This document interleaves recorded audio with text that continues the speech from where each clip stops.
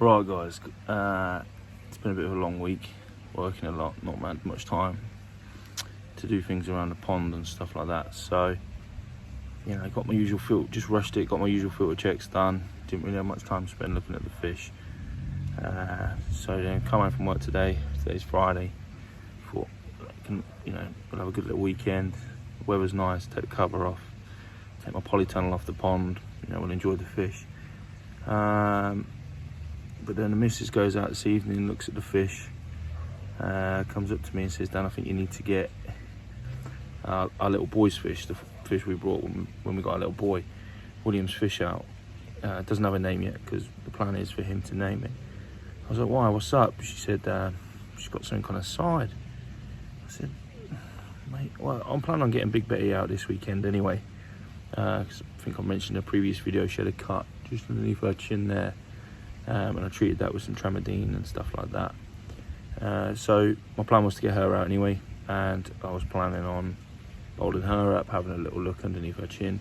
And I said, oh, I'll just do the same sort of time as that until I see it. It is horrendous. It looks like she's been attacked by something.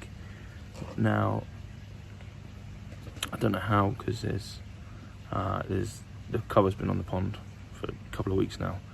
So nothing could get in there to damage it or anything like that, but it is horrible. It literally looks like something has swum up and tried to take a chunk out of her.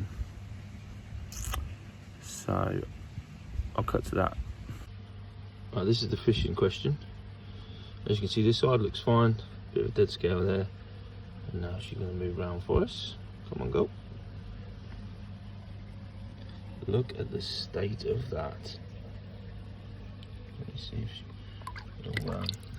she probably won't let me do it one-handed. She did let me do it two-handed, but one-handed probably taking the mick a little bit. I took some pictures, so I'll cut some pictures in. So if any of you guys out there know what I can do with that, because that is horrendous. It's like right through to the tissue, ripped all the scales off. Absolutely a fig. So actually decided to take her out of the pond, and she's going to go into here, into the IBC. Right, so she's going to go in here. We can control the temperature, as you can probably see there. I'm raising the salt level. That's what all the bubbles are, to raise up the salt a little bit there. I've took all the other fish out, apart from one. There's a Deutsch in here. She's just going to stay in here to keep her company. Hoping that obviously the raised temperature is going to be able to help her recover quicker, and recover quicker. And obviously we can control the temperature, we can control the salt. She's not going to be fighting for food in here. Over there in the pond, she'd have to fight for food. They are quite ravenous in there for food, especially with the ghost koi in there. So I thought we'll put her in here, and we'll, you know, take some of the fish out. So she's just got one little body who's not going to fight her too much for the food, and we'll see how she gets on. And hopefully raising the salt level, raising the temperature, help her immune system kick in, help her, you know, be able to cope with it, the temperature and all that. Let me just turn that up a second, because it's just fell apart on me. There we go. So, yeah, there's just one little, oh no, there's two. One really small one, and that Deutsch one just there, in here. So, no dramas, but we've obviously got the filter system running. This is all matured. It normally has quite a heavy feed, so we're not going to feed too heavily, but she will be being fed in here. Just hoping really the temperature and the salt's going to help her out a lot. Going to seek some advice on it, on the actual damage itself. Look at the state of it, absolutely ghastly. I've got some photos, I'll put them up. I'm hoping we can get her through this, because it is deep. It is a massive hole. There is, you know, all the scales are ripped off and everything. So yeah, I'm hoping we can get her through it, because it is my boy's fish and she is a beauty. Obviously she's always going to have a bit of a scar patch and a mark there now, but hopefully we can heal her up. She can regen that. She's got a bit of mucus build up just over here. You might not be able to see it on the camera. Yeah, just there. Bit of a mucus build-up. So yeah, again, being in there with the salt should help calm her down, chill her out a little bit, and hopefully she'll be all right. Right, so she's just gone in. Let me see if we can. Yeah, you might be able to see her just there. So she's just gone in with her little Deutsch buddy. They're going to become besties because she's going to be in there a while now. I would say with the probably going to be in there a bit of a time, that sort of wound. Benefit of being in here, I have a light just there, so at night when the glare's gone, turn the light on, lights up this tank and you can see absolutely everything. So once I turn the oxygen off, light up the tank, I'll be able to see how she's getting on, keep my eye on her. Like I say, in here, hopefully she won't be able to damage herself anymore. There is a local, I think he's a local koi doctor. I've seen his van around the corner once or twice before. So I might try and find him, contact him, just to get some advice. You know, is this something that this fish is going to fall through? Is it going to be fine?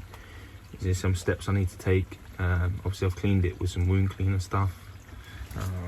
We'll come out of there, grab my tea. Let me grab my tea. Bit of a stressful evening. Walk into my net. Sit on my bench. Right. So yeah, this is just recording it all on my phone because everything's a rush in it. So this is the stuff. So I've just cleaned it with a bit of this, bit of wound cleaner and stuff. Gave it quite a few wipes, dabs with that, so it should be fine. Just some, you know, little pads, and then I covered it with a bit of this, a bit of Travedina as well. And it, you know, it might be that we need to get her out again in the future, and you know, dab a little bit of that on and stuff like that. So turns out having big fish is not the one. Little fish just never seem to hurt themselves as much. Hey ho, you know, we love big fish, don't we? So this is what I used just to sedate the fish with, and what I'm probably, I might as well do Big Betty while I've got some Tramadine on my finger there. Might as well do Big Betty while I'm out here. And I've got all the stuff out in the net and the bowl. Empty the water out now. So the reason I put her in that bowl was because it's a slight temperature difference. So the pond's at 22 at the moment, that tank's at 25. Going up's never normally much of a problem. But still, just wanted to put her in there. And I'd put a lot of my other fish. I had to put some water in there anyway to get the other fish out. So I took the other fish out, measured a few of them. The two that I was growing on for my colleague, I took them out, measured them out for him. They was doing all right. They was coming on well, really quite well. And my two older fish as well that I'm sort of doing a bit of an experiment with, from the first like 5 fish that I ever brought. They didn't really grow too much in the pond compared to a couple of one of the others. One of the others got a lot bigger. And they was, you know, they was always quite small. To be fair, when I put them in the tank, I didn't actually have the measuring bowl at that point, so I didn't know exactly how big they are. But they're doing all right now. You know, they're in the, what was they? I can't remember. I think it was like 34 and 32. So they're doing all right. They're coming along. Obviously, being a lot older fish, they've missed their massive growth spurt at the very beginning. So I wanted to do a bit of an experiment with them and see, you know, how much longer it would take to grow an older fish on and see the difference. So one of them's like a yellow Yamabuki, and he's lost a lot of his colour. The pigment's still deep within the scales, but he's just lost a lot of colour. He's come off quite quickly actually. But that's probably just because we're growing them out so fast. You know, Big Betty did the same thing. Her colour is coming back a little bit. And the other one's just a silver platinum, I think, with a bit of gingerin in there. And that one looks absolutely amazing. I'm not even joking. Literally looks, you know, if your missus asked you for a diamond ring and you gave her that fish, I think she'd probably be pretty happy with it. As long as she likes fish. If she don't like fish, well, you're fucked, isn't it? Yeah, so I think I'm going to get Big Betty out, sedate Big Betty, and then I'll show you sort of Big Betty while we've got her out. Show you the little mark underneath her chin. It's not looking too bad at the minute, but yeah, while I've got all the stuff out, I might as well do it now. Alright, I'll come back to you with that. So this is Big Betty. She's just in at the minute. We put the sleepy stuff, I can't think what it's called, my brain's gone. Been a long day. Yeah, we put this, you know, thing that's going to put it to sleep. It's doing my head in now because I can't remember what it's called. Sedate, there we go. Put the sedate in there. So just going to wait for her to start to turn over. And then we'll roll her over and we'll have a quick little look just underneath her chin and see how she's getting on. See how that's coming. She's not the most calmest of fish, to be fair, so when you're trying to do it without a bit of sedate, she does like to fight you. She's quite a big girl, not as big as most people's, but she is. I mean, her tail's touching there, so she is about 52 cm. Can you see that there? Well, she's been like perfectly still. She's about 52, which I don't think is too bad considering, you know, in previous videos you've probably seen, you know, a year ago she was nowhere near this size. So as you can see on her head, nice and dark. On her back here, not as dark. But there is still quite a lot of pigment in them scales. As you can see, there you go. She's just gone over. Right, got a big belly on her. She likes to eat. Let's just have a little look. So this is it. That's the wound there, you see. It's not actually, it's healed up a little bit, but not perfect. So while we've got her, we'll treat her for that.